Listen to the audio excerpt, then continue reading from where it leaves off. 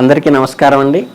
ఈ ద్వాదశ రాశి ఫలితాల్లో జూలై మాసానికి సంబంధించి కన్యా రాశి వాళ్ళ ఫలితాలు ఇప్పుడు తెలుసుకుందాం. ఈ కన్యా రాశి వాళ్ళకి జూలై మాసంలో ఏమి శుభ ఫలితాలు కలుగుతాయి, ఏమి అశుభ ఫలితాలు కలుగుతాయి, తీసుకోవాల్సిన ప్రధానమైన జాగ్రత్తలు ఏమిటనేది ఇప్పుడు తెలుసుకుందాం. ఇవి తెలుసుకునే ముందు ప్రధానంగా ఈ జూలై మాసంలో కన్యా రాశి వాళ్ళకి ఏ ఏ గ్రహాలు ఏ ఏ స్థానాల్లో వస్తాయి అనేది తెలుసుకుంటే ఫలితాలకి అవటే కారణం. కాబట్టి జూలై 16 నుంచి ఏమవుతుందంటే రవి కర్కాటక రాశిలోకి అంటే దశమంలో సంచరిస్తూ ఉంటాడు.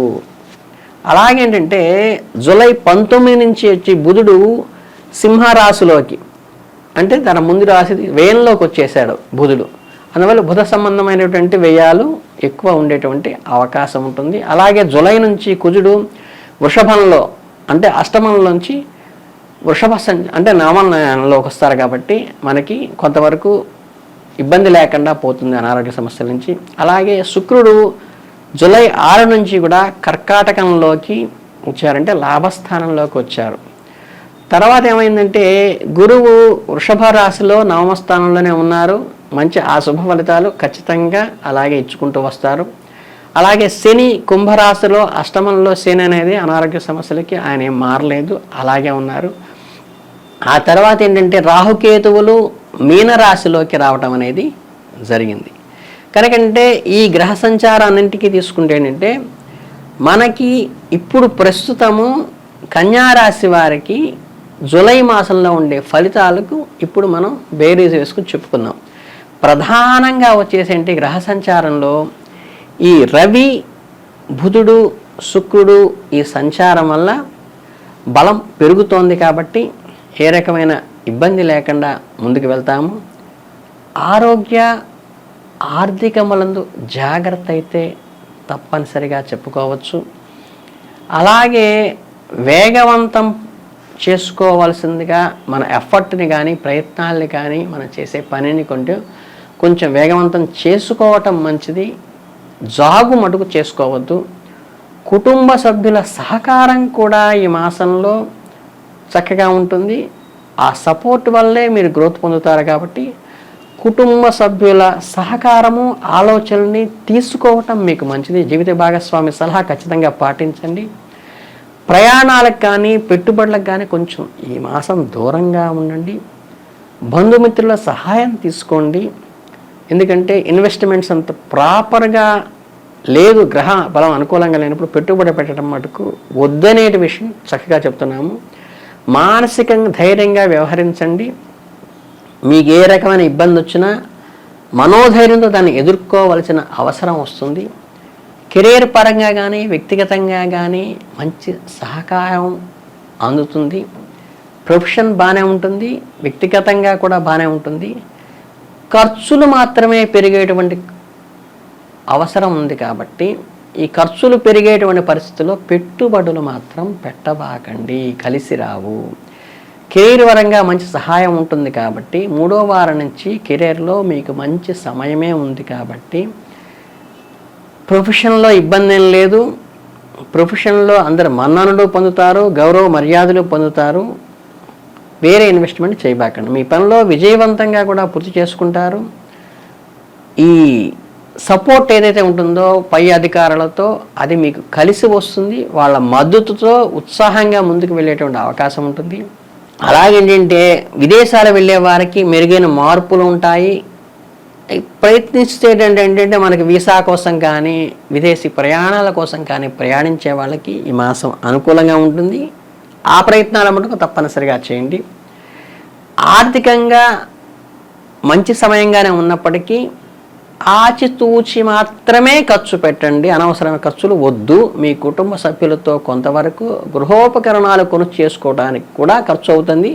ఇవి ప్రాపర్ కాబట్టి అవసరం కాబట్టి గృహోపకరణాలు కొనండి తప్పితే ఇతర ఇన్వెస్ట్మెంట్స్ మాత్రం చేయొద్దు. ఈ నెలలో వాహనము ఆస్తి కొనుగోలు చేసే అవకాశాలు వస్తాయి. వాటిని ఆచితూచి మాత్రమే ముందుకు అడుగు వేయండి. అవసరమైనప్పుడు వస్తువులను కొనుగోలు చేయకుండా ఉండటానికి ప్రయత్నించవద్దు. అనవసరమైన వస్తువుల్ని కొనుగోలు చేస్తే మాత్రం నష్టపోయేటువంటి అవకాశం ఉంటుంది. ఖర్చుల విషయంలోనే జాగ్రత్తగా ఉండాలి. కుటుంబ పరంగా మీకు మంచి సమయం అయితే ఉంటుంది. ఈ విషయంలో వాళ్ళతో మీరు స్పెండ్ చేయటం వల్ల కలిగేటువంటి ఎక్స్పెండిచర్ మీకు ఆనందాన్ని కలిగిస్తుంది తప్పితే అది వృధా ఖర్చు మాత్రం కాదు.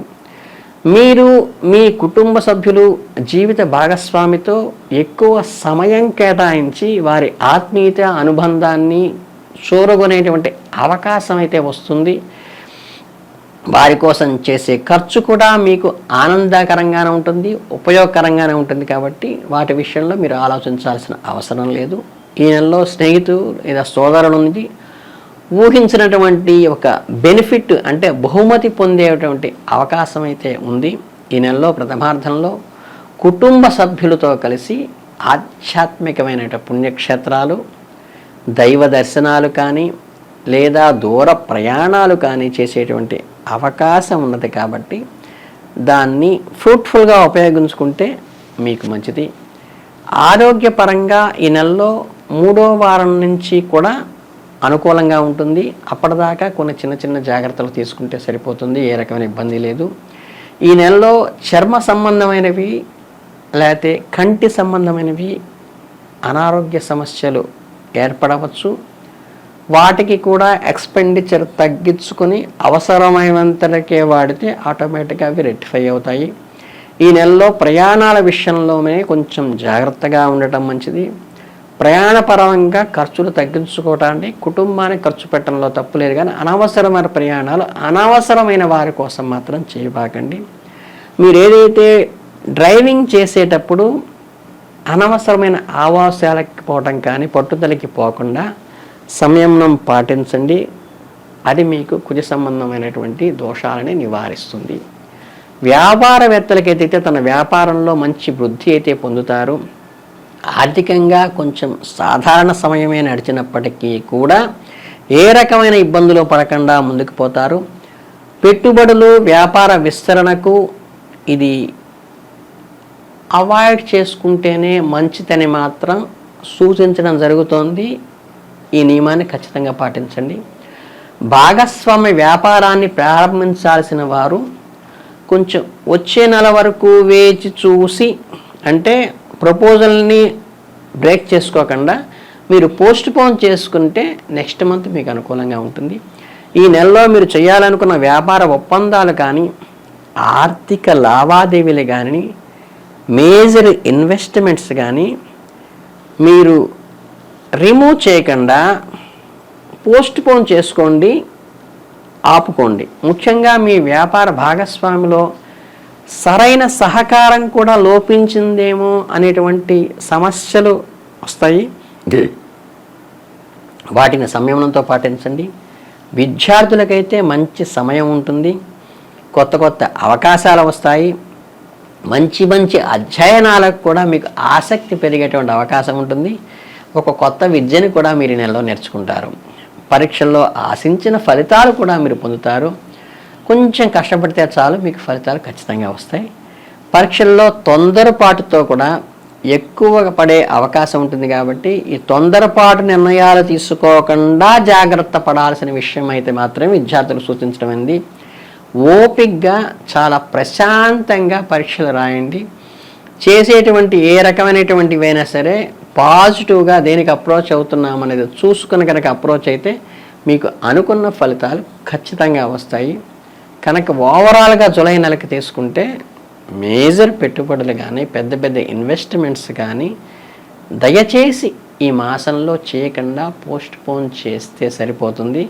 ఇంకా ఏ రకమైన ఇబ్బంది లేదు. విద్యార్థులు వృద్ధిలోకి వస్తారు, అనుకూలమైన ఫలితాలు వస్తాయి, ఆఫీసర్ల సపోర్ట్ వస్తుంది. కనుక మీకు ఒక పక్కన ప్రశాంత వాతావరణంలో వింటుంది. ఇన్వెస్ట్మెంట్ విషయంలో మాత్రము దానికి నో చెప్పకుండా పోస్ట్ పోన్ చేసుకుంటే మంచిది అనే సూచన తెలియజేయడం జరిగింది. ఈ రకమైన జాగ్రత్తలు తీసుకుని మీరు మంచి అభివృద్ధిలోకి వస్తారని మనస్ఫూర్తిగా ఆశీర్వదిస్తూ నమస్కారం.